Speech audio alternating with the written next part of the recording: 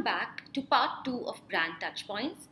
Let's cover the first part of brand touchpoints, which is your product or service touchpoint. Just to recap, what is a brand? A brand is an identity to a commodity.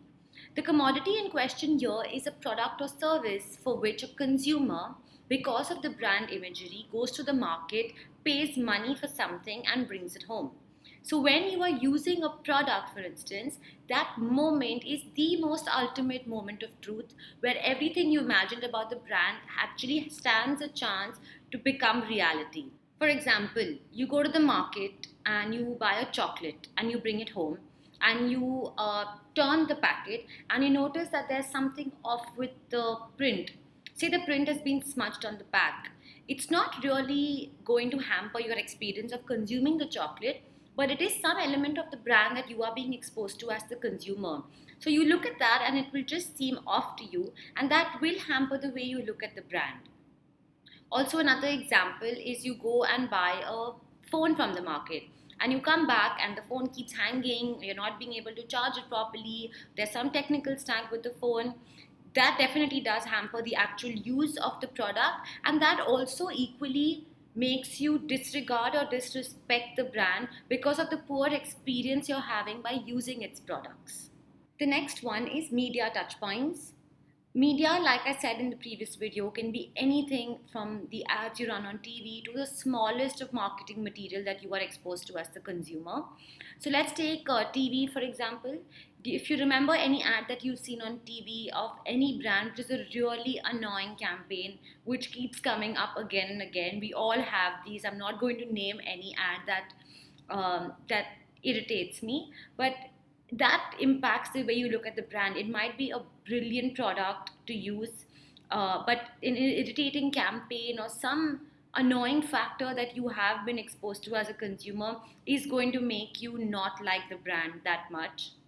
In malls you typically have activations or some kind of promotions going on, and you're walking through a mall and this really well dressed proper prim and proper girl approaches you and talks about the BMW that's on display, and she talks about the features really well. She gives you a free explanation of the product. She lets you sit in the car and feel it, and you feel really nice, and she's talking to you well, and you're actually getting engaged in that activity.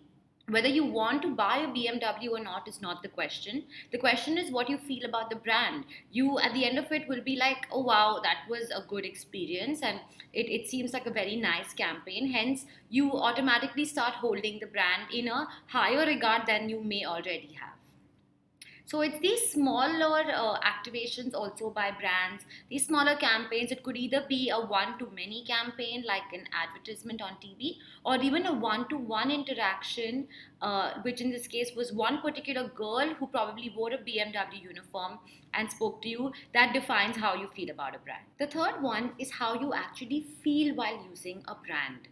For example, if you're a boy and if somebody asks you to use Fair and Lovely, it will not make you feel happy, or it's not something you want to talk about. So you might not end up using the brand because the imagery of the brand is such that it is obviously for women. On the other hand, if a man is smoking a Marlboro cigarette, the imagery is such that you will feel manly, you'll feel strong, you'll feel in control, much like the brand, and that in turn relates to how you look at a particular brand.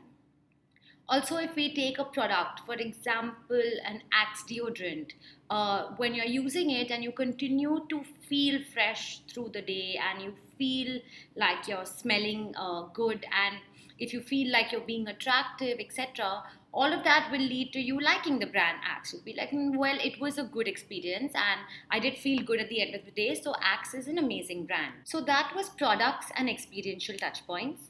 Now let's take a look at a service.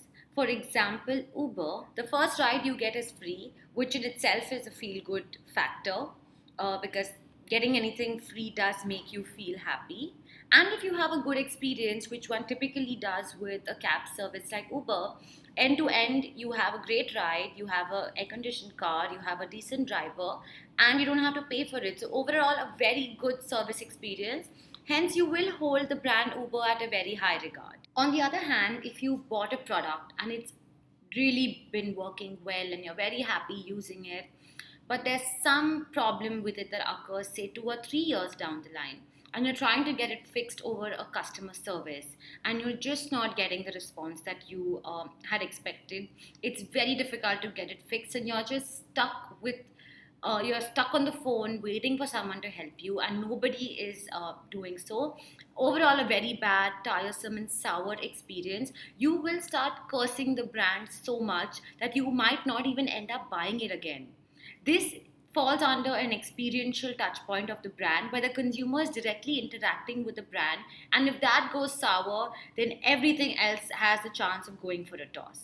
Hence, with all these examples, we've seen how it's not only important for the core, that is a product or service, to perform well, but everything else around it, all the touch points have to perform well for a brand to be successful. That is the end of brand touch points. I hope this was helpful. If you have any feedback or comments, please share it with us. Thank you for watching and stay tuned.